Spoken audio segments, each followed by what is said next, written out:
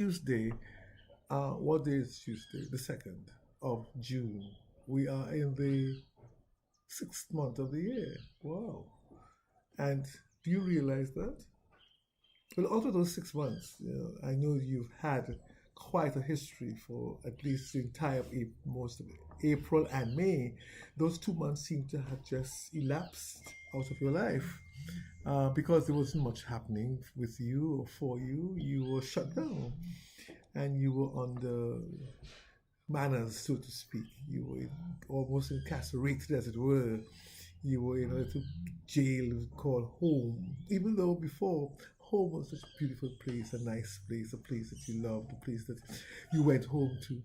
But now it wasn't the home that you went to in the afternoon and left in the morning. It was the place you stayed at for the entire day, with the entire day's activities and the environment being permeated and by people that you're not accustomed having in your space.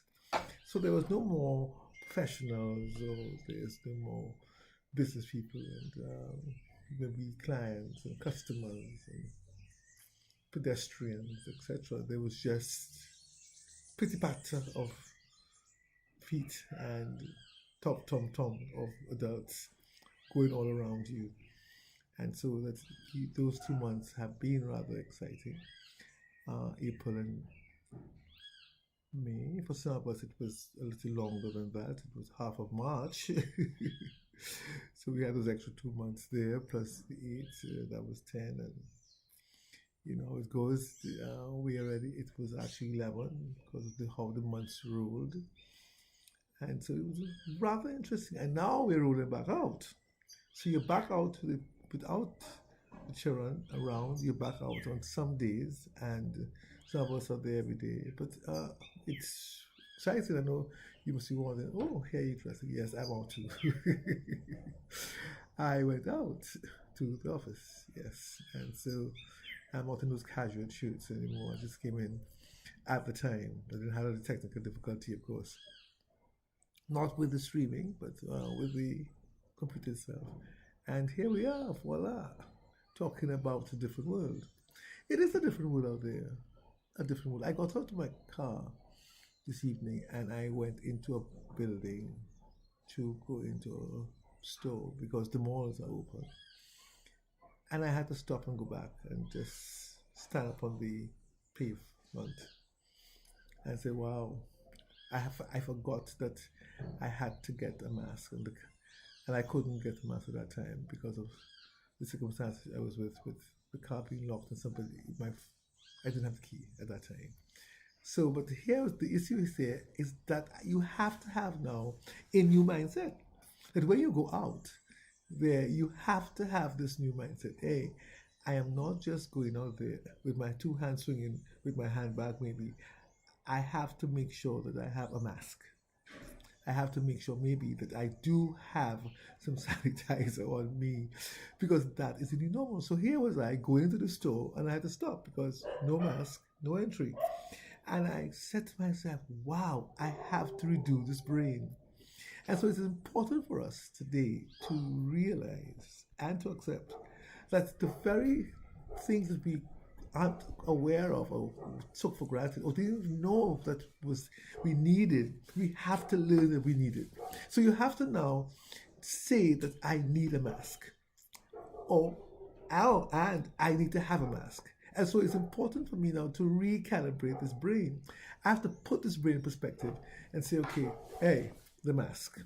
So that when I jump into my car, I must have that mask. And when I jump out of my car, wherever I'm going, the mask must be there. So I found it interesting.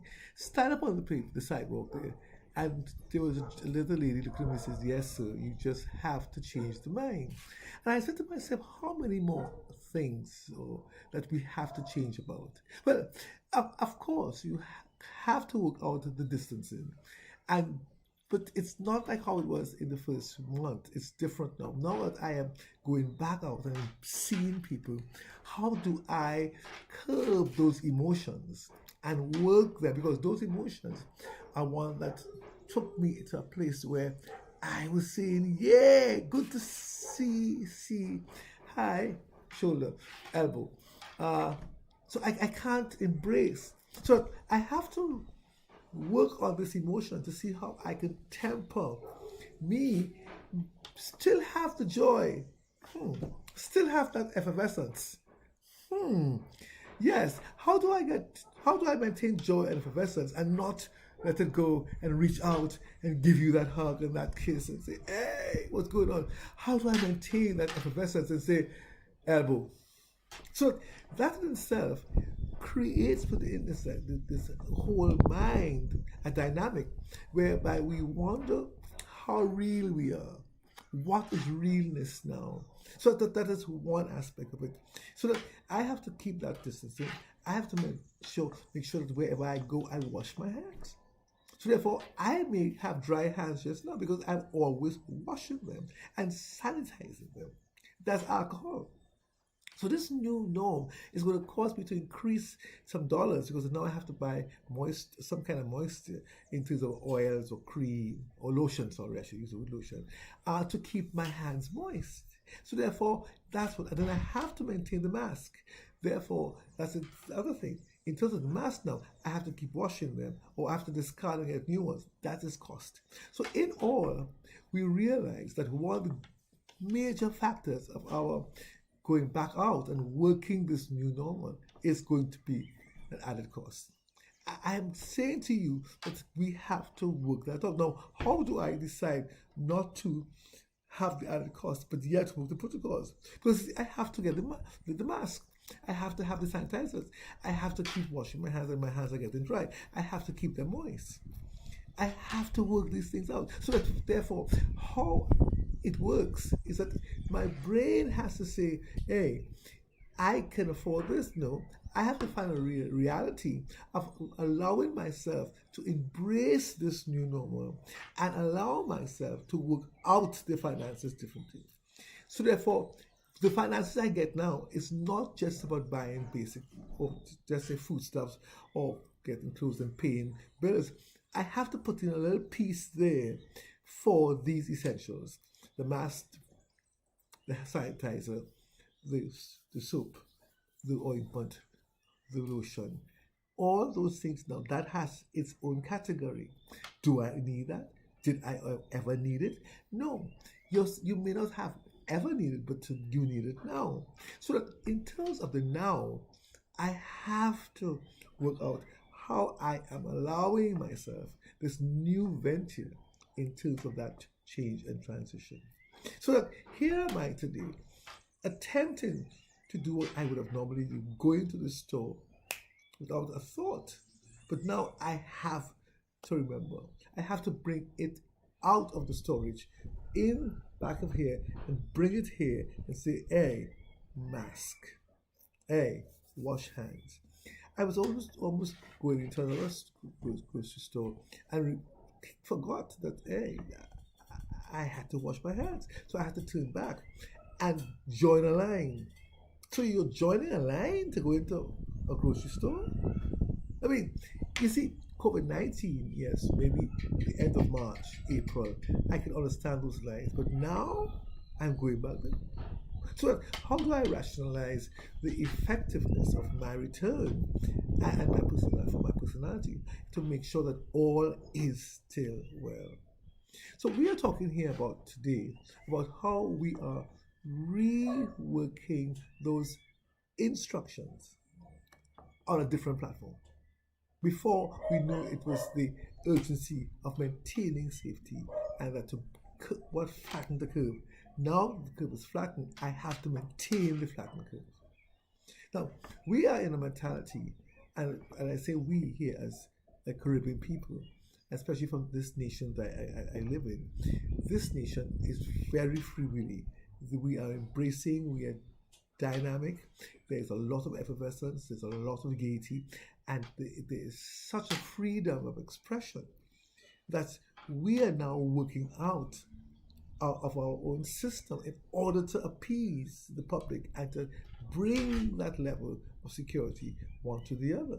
So all that I am as a Caribbean person and all that I am within my own native context, I have to learn that I am now bringing a new normal to what is called native. I am bringing a new normal to what I call culture. So the culture is going to change, and there is going to be therefore a new norm. We are going to see that we are going to have some research done, and people are going to be writing about this new norm. So pandemic 2020 has brought us into a new culture. Therefore, by the time we reach 2022, 2023, there are going to be now traditions. Traditions that have going to become practice. I am not sure what those traditions and practices are.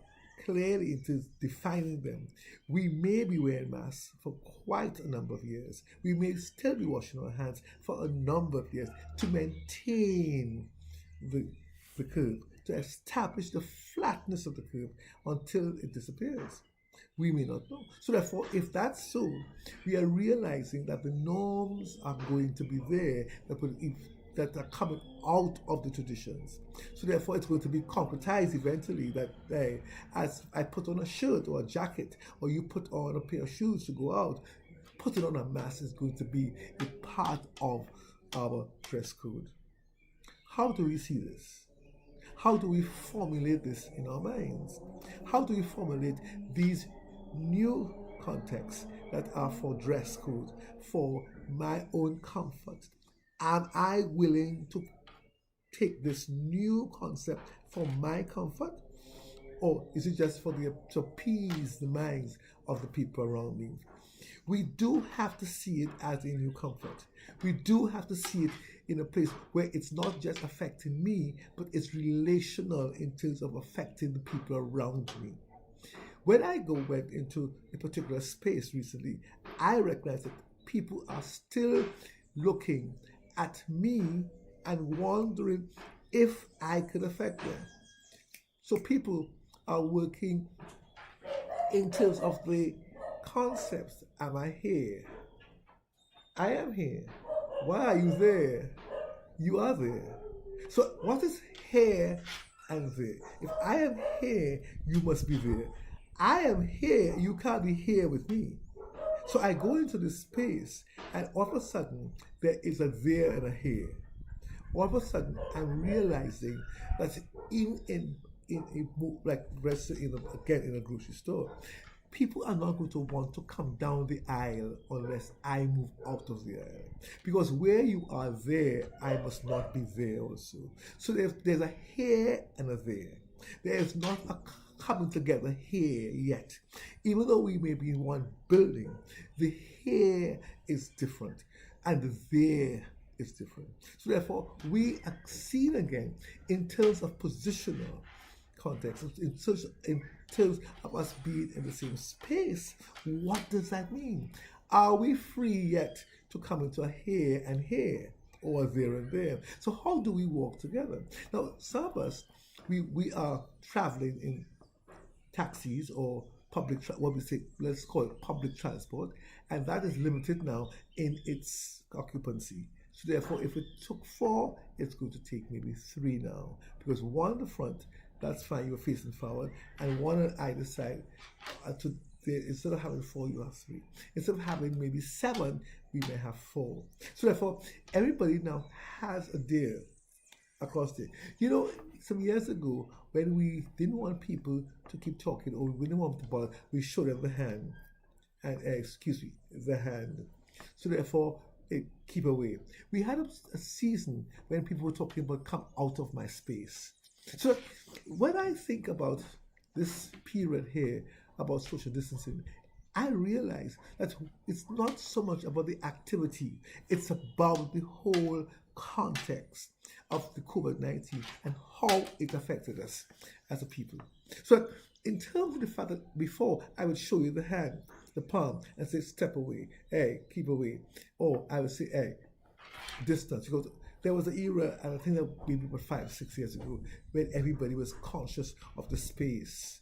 You come in my space, and we had a lot of talk, a lot of programs talking about people coming close to each other and be careful about how you enter space. Now we have it as a regime We have it now as an ongoing tradition.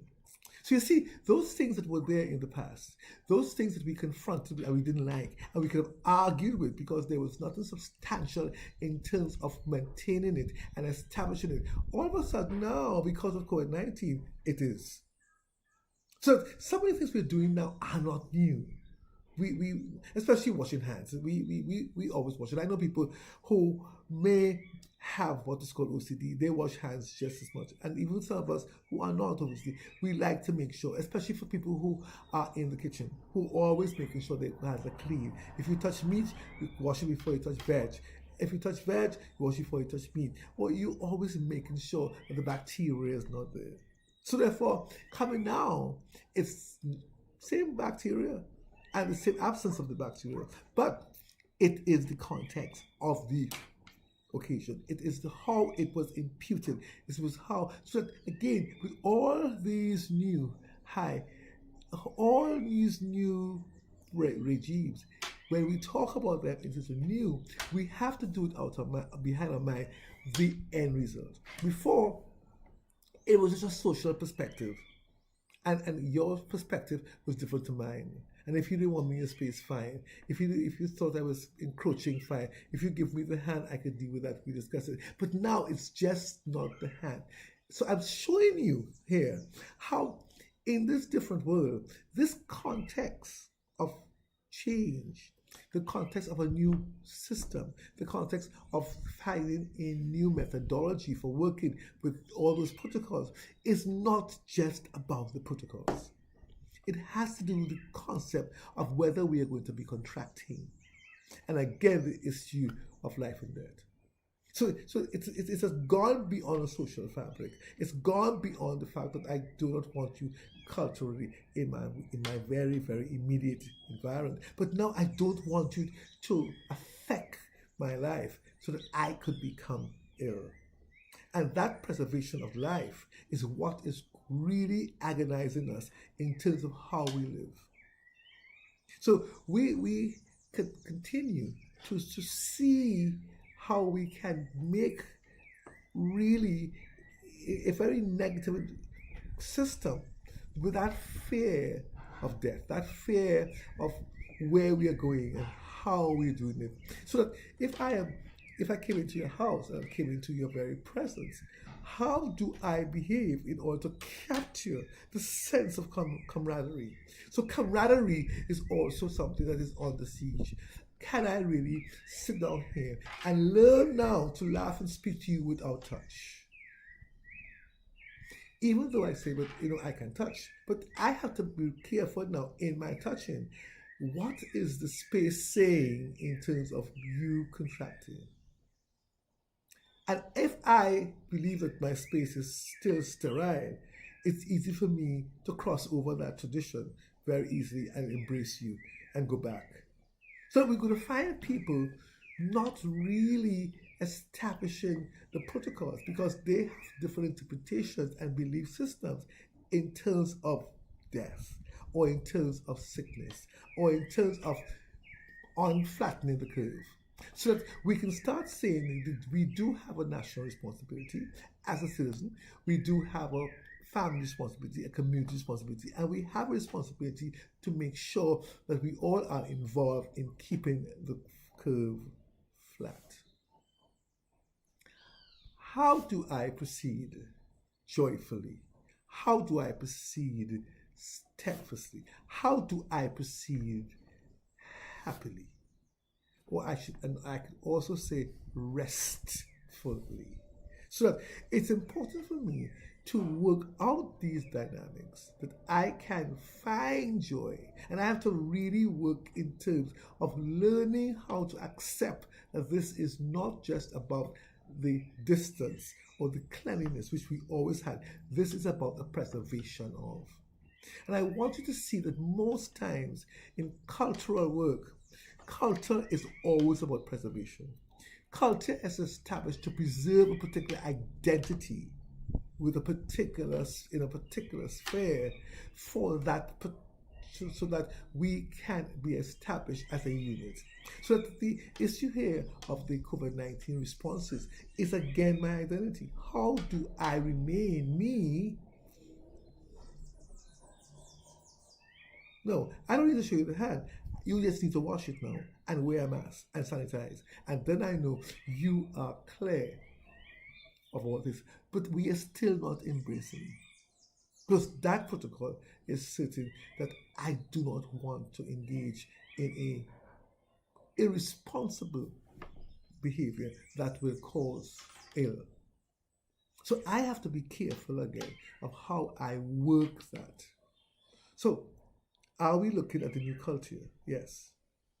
Culture, as I said, is about preservation. Because it preserves, so that we preserve our culture here to make sure that this island is named for what it is. So each island has to preserve, and every island have their protocol that contains their cultures. And culture here is not just about folklore. Culture here is the continual daily habits that bring us into a place where we actually, as it were, work out a devotion. So we become devoted to these things, and that's what makes a difference. Right now, I am not very devoted to the protocols, so therefore, I have to keep bringing them back into my mind. See, when one is devoted, one is surely going to be laid out to it, and it becomes part of one's, that's the word, DNA. But so therefore, I have to remember that within my country here, where I live in the Caribbean, we need to establish a culture that carries us through, preserving our name, preserving our identity. And we are all part of that. So that each island, each country is going to be looking for their own peculiarities. That is culture. Within that culture, there are traditions that I will have to perform daily, which eventually becomes a norm. So the psychology here is again a transition. How do I change between February and June? Wow. Before we were asking people to stop doing this or behave differently, or why don't you do this instead? People, no, I am my own personality. You just can't make me. Well, all of a sudden, death made you. The fear of deading, the fear of dying made you just want to observe keenly. And so we got to be alive in the context of response, preserving what? So choose how you are going forward in terms of the preserving, and realize that as we walk through and we work through the differences, we work through the identity of who we are going to be and to become, we have to be much more restful in how we approach. What I study, what I agree with, and what I believe is important for my future. It makes me, and I don't want to be a sore thumb. I don't want to be standing alone in. I don't want to be isolated from. I want to belong. And so therefore, you'll find yourself working the protocols to belong. You'll find yourself at some level. There may be an inch or two of compromise in terms of when you wear how, but there's going to be a consciousness of preserving the identity, establishing new culture, and working towards the new you. Because we're going to have a different, as it were, face, a different look, a different personality, and therefore a different a different agenda in terms of how we do things.